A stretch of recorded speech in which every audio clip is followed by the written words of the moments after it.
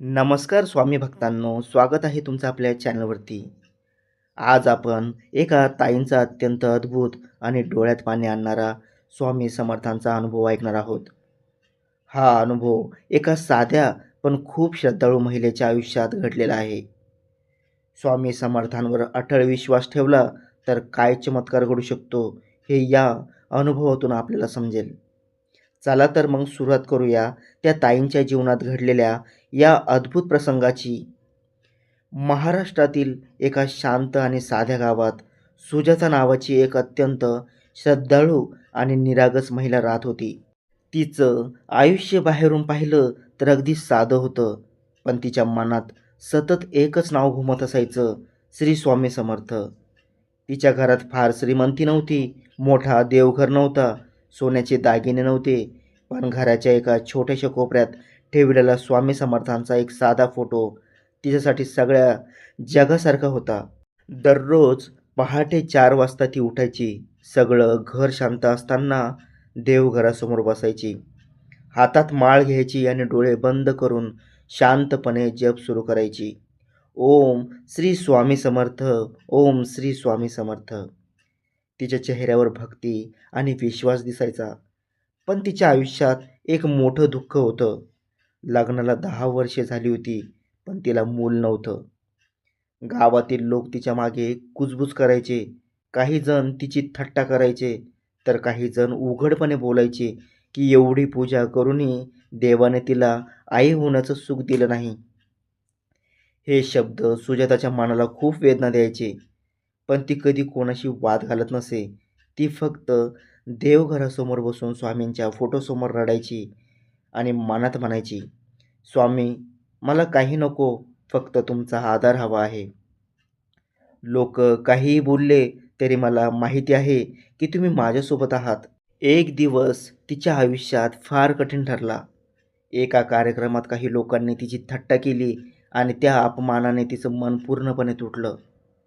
त्या रात्री ती देवघरासमोर बसून खूप रडली आणि रडत रडतच झोपली. पण त्या रात्री तिच्या आयुष्यात अशी घटना घडली जी तिचं संपूर्ण आयुष्य बदलून टाकणार होती. रात्री अचानक तिची झोप उघडली आणि तिला घरात एक वेगळा सुगंध जाणू लागला. चंदन आणि धुपाचा मंद सुगंध. तिने डोळे उघडले तर देवघरातून हलका तेजस्वी प्रकाश येताना दिसत होता. ती थोडी घाबरली, पण हळूहळू देवघराकडे गेली. अचानक तिच्या कानावर एक शांत पण शक्तिशाली आवाज आला, घाबरू नकोस, मी तुझ्यासोबत आहे. ती स्तब्ध झाली. काही क्षणानंतर तो आवाज पुन्हा आला, तुझी भक्ती खरी आहे, तुझे अश्रू मला दिसत आहेत.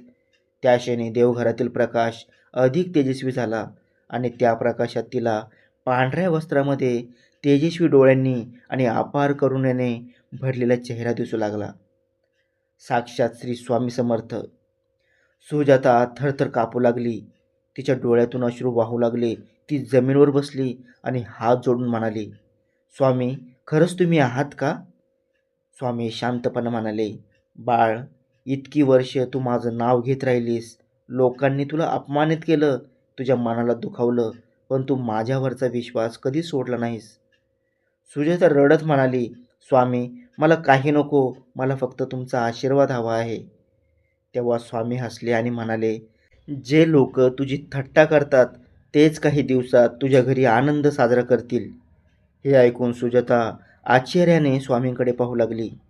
स्वामी पुढे म्हणाले, उद्या सकाळी जवळच्या मंदिरात जा, तिथे तुला एक वृद्ध साधू भेटेल, त्यांच्याकडून प्रसाद घे आणि विश्वास ठेव. इतकं सांगून हळूहळू देवघरातील प्रकाश कमी झाला आणि स्वामी अदृश्य झाले. दुसऱ्या दिवशी सुजाता मंदिरात गेली. मंदिरात शांत वातावरण होतं. एका कोपऱ्यात एक वृद्ध साधू बसले होते. ती नमस्कार करून उभी राहिली. तेव्हा ते हसून म्हणाले, बाळ, खूप उशीर लावलास यायला. सुजाता आश्चर्यचकित झाली. त्या साधूंनी तिला थोडा प्रसाद दिला आणि म्हणाले, हा प्रसाद विश्वासाने खा आणि चिंता करू नकोस. सुजाता घरी आली. काही दिवस गेले. एक सकाळी तिला अचानक चक्कर आली आणि घरच्यांनी तिला डॉक्टरांकडे नेलं.